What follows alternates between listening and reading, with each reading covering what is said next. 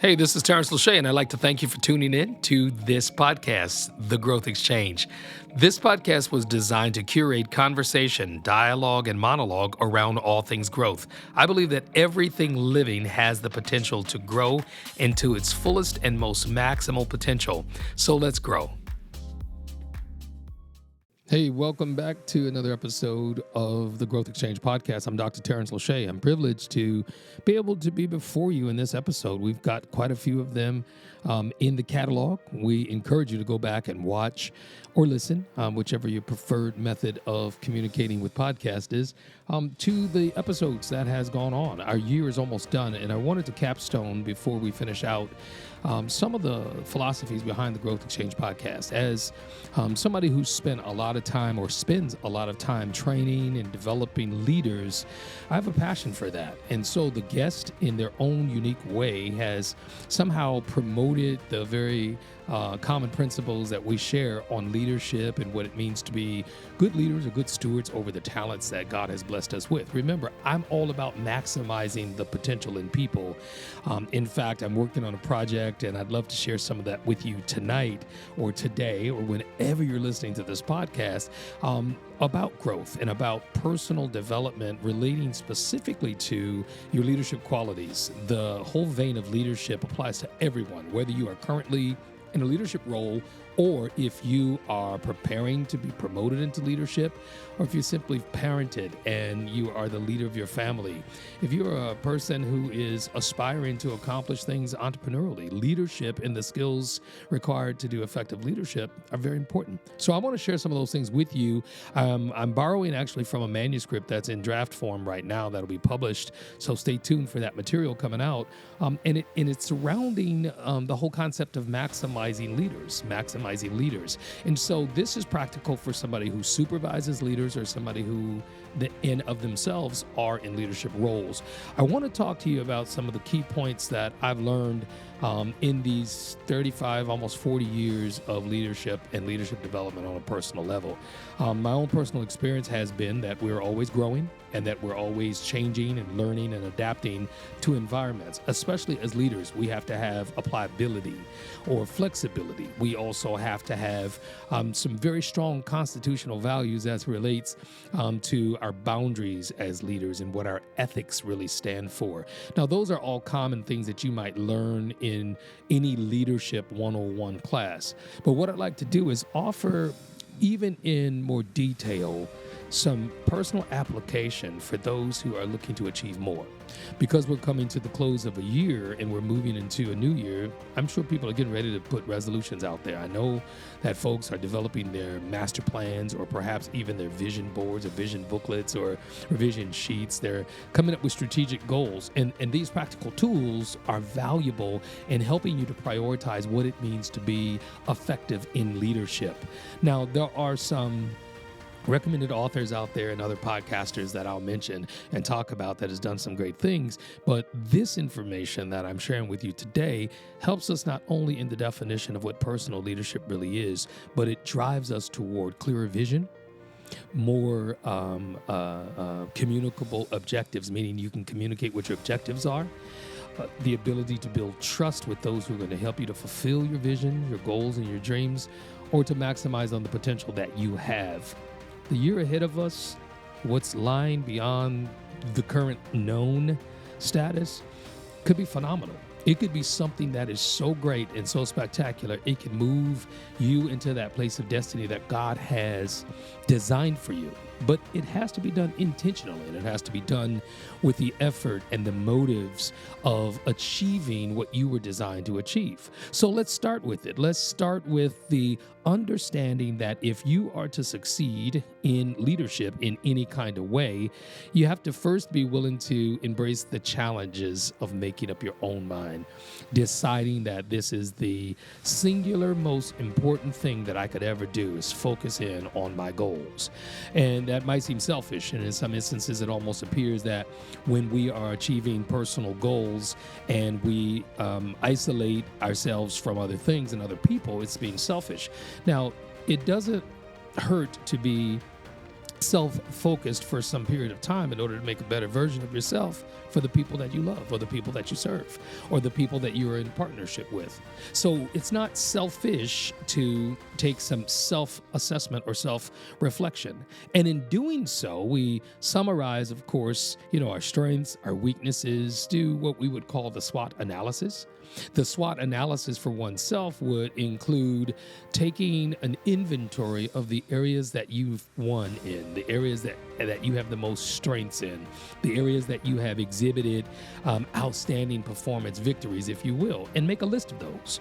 Make a list. Just take a sheet of paper and write SWOT, SWOT. And the SWOT analysis has a column for your strengths and all those things that you seem to have mastered just within, let's say, the 6 to 9 month, maybe 12-month period.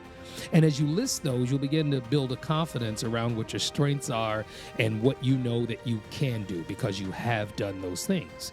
In the next column, I would strongly suggest that you begin to identify weaknesses. Now, before you get a little bit nervous about identifying weaknesses, there is some vulnerability to that, but there's also integrity to being committed to identifying areas that you can work on. So we don't necessarily have to call them weaknesses. You can call them areas of work. I need to work on these areas. Best way to come up with that is to look at the areas that you did fail in or the areas that you did not succeed at the level that you anticipated. Now, remember, this type of work could require a coach. It could require building a team to help you with some feedback, perhaps. You don't even have to tell somebody, I'm doing a SWOT analysis. You can just simply say, hey, what are the areas that you think I need to work on? If you ask yourself, I think if with honest internal talk, you could come up with a few things that would contrast your strengths. So you have a column of strengths, you have a column where your weaknesses or your work areas may be, where you need to work on some things. And then there are the opportunities. The O in SWOT stands for opportunities. I also look at it as being the optimistic outlook. So the O is opportunities or optimistic outlook. What are the things that I can potentially do? What list can I make for maybe potential contacts? Go ahead and begin the draft of that manuscript or turn it in for someone to edit because you've been working on it for such a long time. What are the opportunities that you're sitting on? What are you currently holding and waiting for that optimal moment or just the right time to accomplish putting it forward or releasing it? I strongly encourage you to make a list of those opportunities. They could be relationships that you have not began to transform into business transactional encounters. It could be just overcoming fear. It could be overcoming maybe the hesitancy of thinking that you're not ready yet. There's no time like the present. I heard one inspirational speaker talk about the fact that one of the worst things in this life is not death. It's life unfulfilled. And so when we don't take advantage of opportunities, we don't take the leap and go for what it is that we could potentially accomplish, we will never know. So I encourage you that with your strengths, your weaknesses, your opportunities, you make these lists robust, make these lists exhaustive, because no one says you have to do them all within the next 2 days or the next 3 days, 30 days, or 60 days.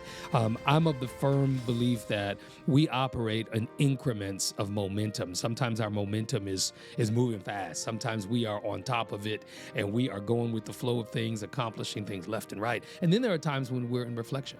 There are times when things aren't moving as quickly as they should or as powerfully as we would like them to. So those are times when you begin to focus in a little bit closer. You take the lens and you begin to dial the lens into a closer magnified look at where your opportunities really are. Sometimes we waste time pursuing opportunities that aren't really opportunities at all. They're just familiar places. They are maybe desirable aspirations that don't have any validity to them. I want to be, and you can fill in the blanks. Some people say they want to be rich, but they're not willing to work at what it takes to obtain that wealth. There are people who say, I want to be wealthy, but they don't have the discipline to steward the resources that they currently have. So these are opportunities. They could be weaknesses, but if we frame them as opportunities by attaching either an activity, an interview or an outlook where, hey, if I connect with this individual, we're going to talk about these items, and then we would discuss opportunities for growth. So the strengths, the weaknesses, the opportunities, and then, of course, there are the threats. The threats, that's the T in SWOT.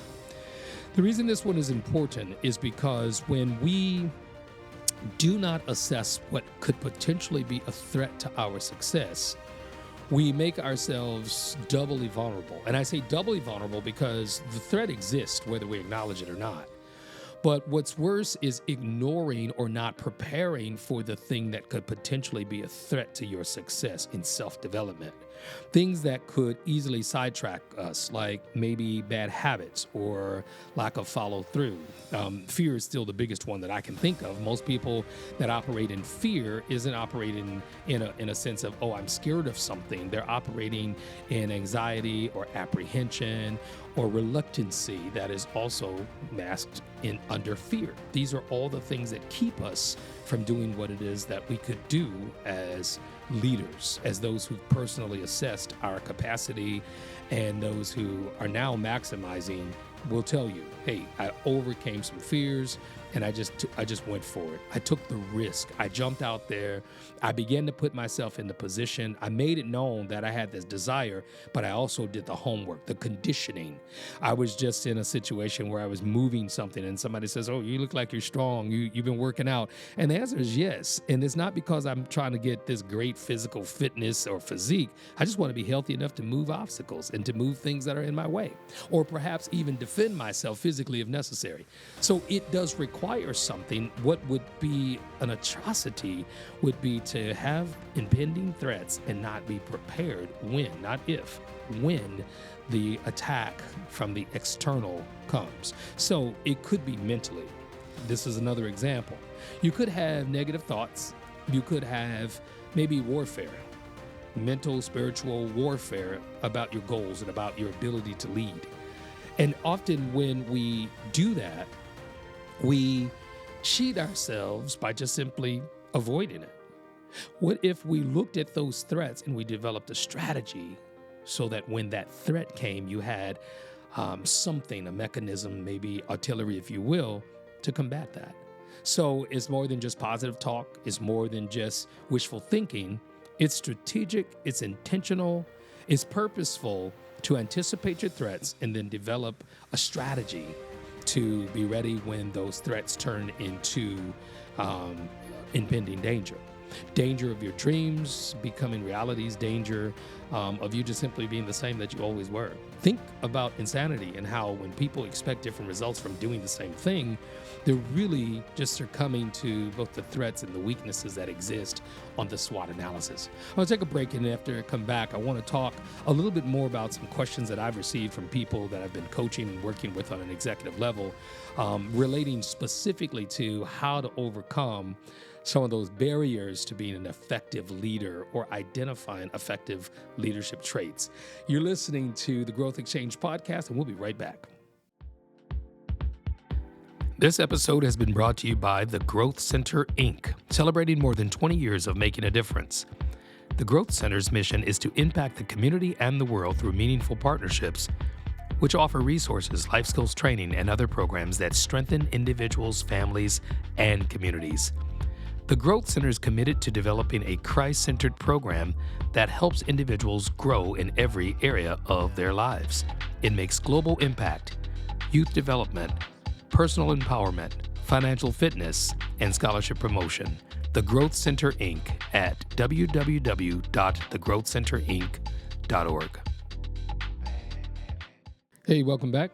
You are listening to the Growth Exchange podcast with Dr. Tarence Lauchié. I'm passionate about this subject matter, and as you can tell, the intensity, the speed, the rhythm, and the momentum of my voice depicts somebody who has a drive for leadership. My drive for leadership stems out of not just my years of experience as a leader, both in sacred spaces as well as secular spaces, business and corporate America, and maybe even some international things.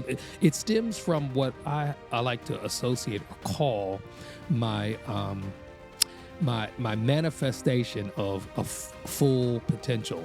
One of the things I discovered, and when before the break, we were talking about doing an analysis or SWOT analysis of oneself in order to overcome some of these challenges. But that's just the beginning. That's the start. You got to make up your mind to start and do the SWOT analysis. The SWOT analysis is very helpful in being able to prepare a more strategic approach or plan, as opposed to just having this unbridled passion to do something. Sometimes we look at the outcomes of other people's successes and we either go for it aimlessly or we become frustrated and perhaps comparative.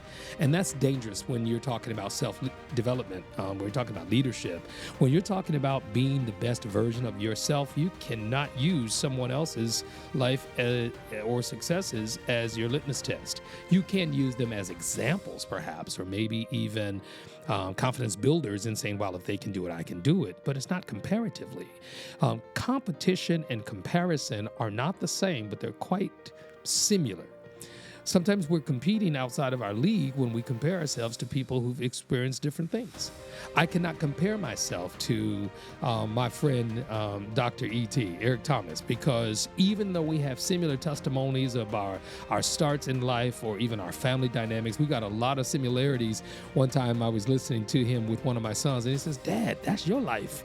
But Dr. E.T., shout out to E.T., Dr. E.T. is doing a whole lot more based on what he's experienced with his life, and I look up to him. My hat's off to him, but he's a great example of someone who's in a completely different league, but I can look and appreciate his drive, his will, his discipline, and I can apply those principles, but I can't be him and he can't be me.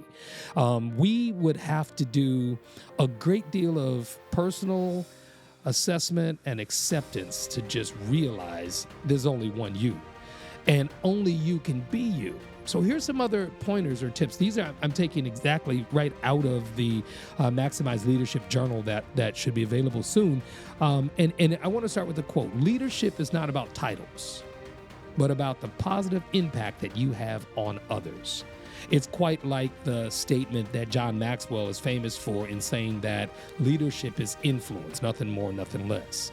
So in the likes of an Eric Thomas or a John Maxwell or, a Les Brown, these great prolific leadership development motivational speakers all share one thing in common. We all share in common the understanding that leadership and personal leadership is not about titles or getting to a place where your name's on the door. It's about the influence you have and the impact that you make on other people's lives.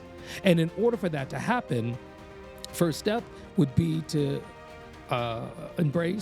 own responsible influence. Own the responsibility of being a leader. Own what it takes to be disciplined enough not to just be celebrated in the winner's circle, but to also be honored behind closed doors or to be respected in private places. Meaning being a good father is directly associated to being a good leader outside of the house. Being a good mother or being a good sister or being a good brother, the direct association to being good, quote unquote, at those things has to happen both in private as well as in public. So when people read your obituary or when people read your epitaph or when people eulogize you, that's past tense. What's happening right now in your life and in your sphere of influence to make a difference in the lives of other people? Not just so that they can read about you and talk about your greatness, in years to come, but how about right here, right now, people being able to speak well of you? Understand this, that when influence is owned, when you own your influence, when you take full responsibility for your influence, you're particular about who you let in your circles, and you're particular about what circles you go into. And so you're very intentional about it. Influence really is the currency of leadership. Influence is what buys you time or gives you access and space into people's lives, your influence. So influence is the currency. Spend it wisely. That's one of the quotes from the manual. Another thing I share in the second chapter of the book is we need to tame our talent because our influence can be vast and wide. It can be based on charm. It can be based on gifts. It can be based on talents. It can be based on even the correlation between you and the people that you know. Influence is powerful. However, it's got to be tamed. We have to tame leadership. We tame our talents called leadership.